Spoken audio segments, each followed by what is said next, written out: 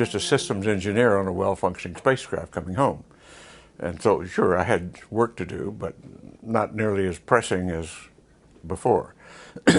And we were oriented such that we were rotating to keep thermal balance on the spacecraft, and oriented in such a way that every 2 minutes, the Earth, the Moon, the Sun, and a 360-degree panorama of the heavens appeared in the cabin window. And that was awesome. It was an overwhelming experience. And we have to realize that in space, without the intervening atmosphere, the heavens are 10 times as bright, stars 10 times as numerous, because there's no atmosphere to block the light. And this experience was overwhelming, in that suddenly I realized from my studies in astronomy that the molecules of my body and the molecules in the body of the spacecraft and my partners were prototyped or manufactured in an ancient generation of stars. And instead of intellectual knowledge, it was a visceral experience, a visceral knowing, accompanied by an ecstasy. And I'd never had such an experience, and I didn't really know what it was. And this experience continued for 3 days coming home whenever I got a chance to look at the heavens. And after I came back, I was so profoundly, well, not concerned, I was amazed by this experience, that I started looking in the science literature and found nothing to explain it, and in the religious literature and found nothing. And I appealed to professors over at a nearby university, at Rice University, to see if they could help me find in the literature anything that would help describe this experience. And they came back a couple of weeks later with the idea of that they found in the Sanskrit called samadhi, or salvakapa samadhi. In particular, that means you see things in their separateness, but experience them viscerally and emotionally as a unity, a oneness, and accompanied with an ecstasy. And I said, yes, that's the type of experience. And then I went on to research over a period of time other traditions and different cultures. And of course, you find in the Greek the metanoia experience, and you find in the Zen satori, and in other traditions they call it different things, but it's the same type of transcendent experience of where you're catapulted out of one state of being into this state of ecstasy and bliss, where you realize everything is totally interconnected. And that was the essence of that experience.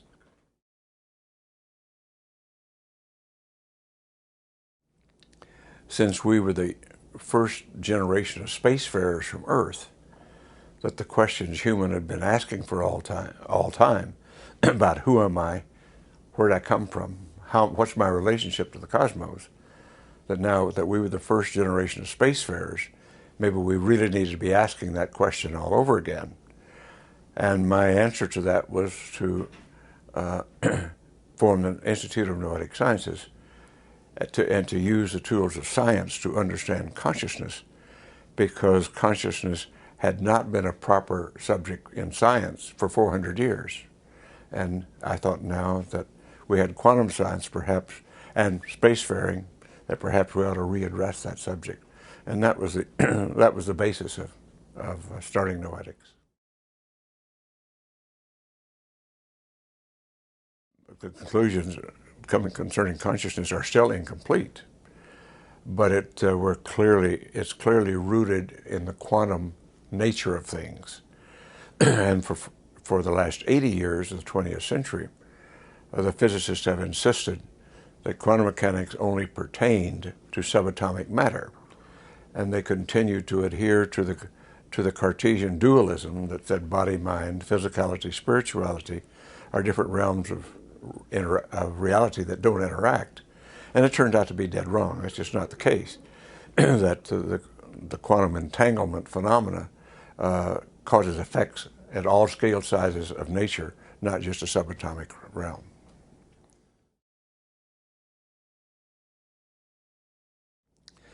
Well, the greatest challenge for now in this beginning of the 21st century is to move toward conditions that will allow civilization to sustain itself, because we're rapidly using up all the non-renewable resources.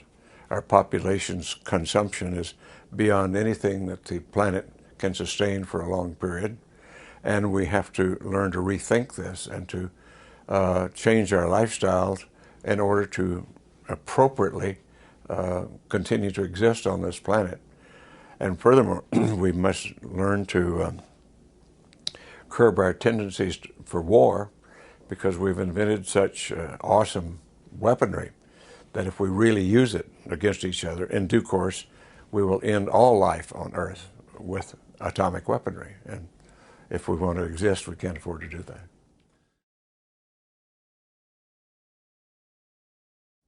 Well, we don't know nearly all we would like to know, but certainly life in the universe seems to be ubiquitous.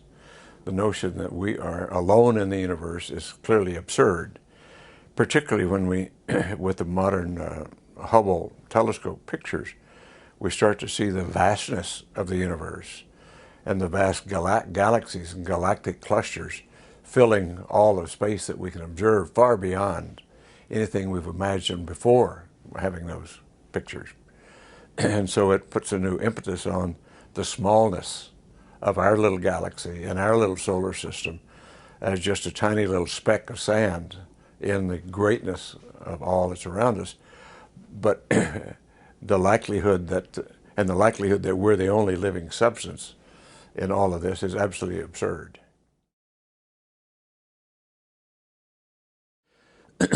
Well, my opinion is based upon primarily not my personal experience, because I don't have any personal first-hand UFO experience.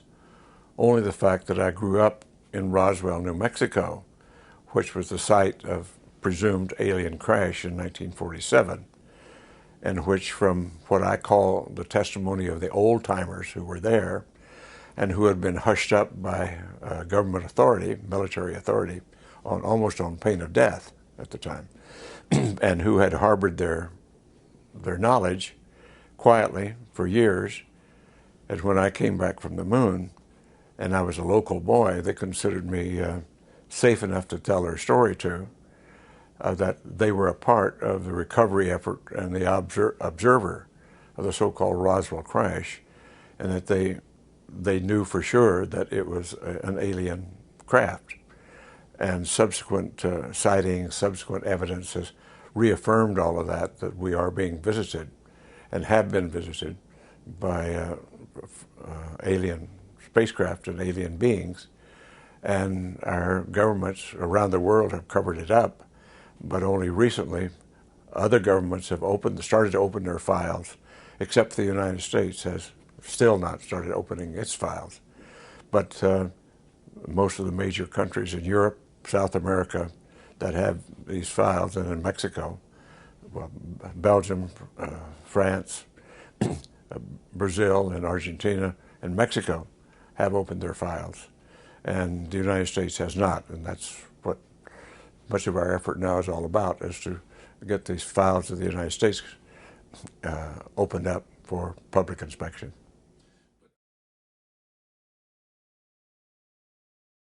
There was utterly no discussion of NASA, in NASA while I was there, or in my presence, about UFOs, the phenomenon, or any events that seems to be prevalent in other parts of the government. That I know of none with NASA itself.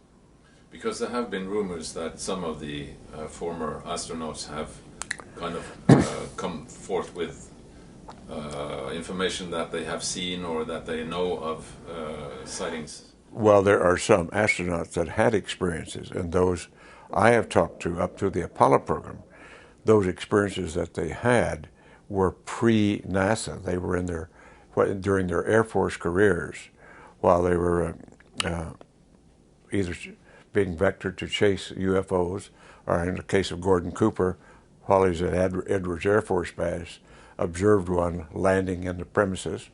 And so those stories they have told. But I know of no stories up to the Apollo program of astronauts having encounters in space of any sort.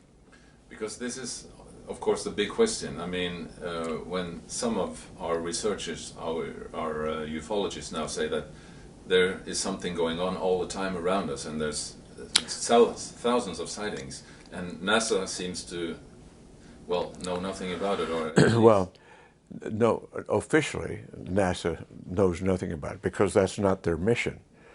And I suspect that during the shuttle program, not the Apollo program, but we were talking about going to the moon.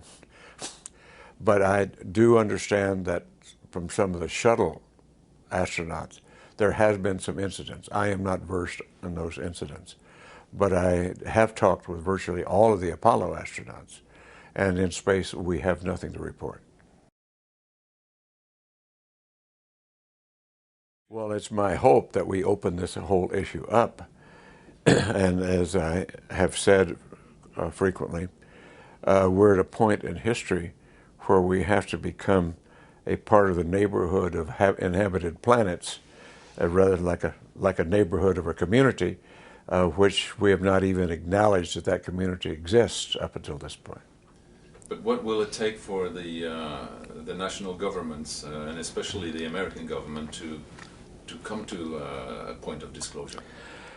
It would take a real emphasis and effort on the part of the citizenry to accept these phenomena and start to move out in a new way.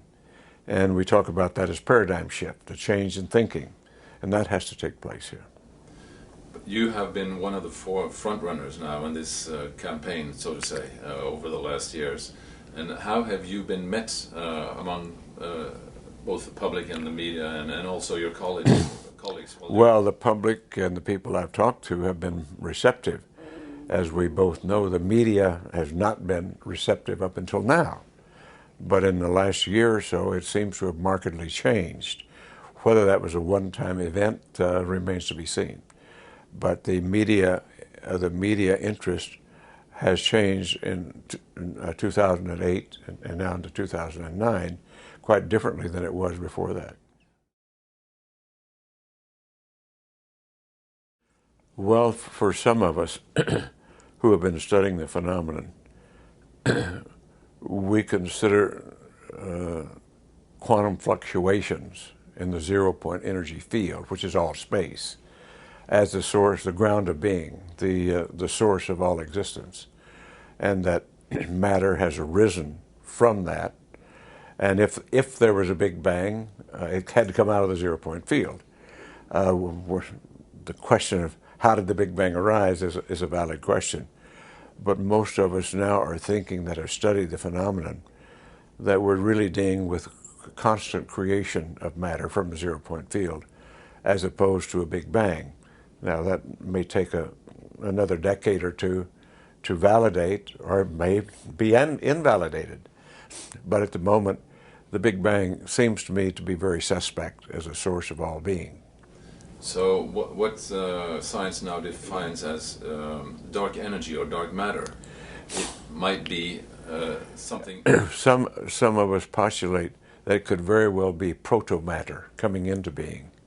And it's too early we haven't proved that or validated that with science yet.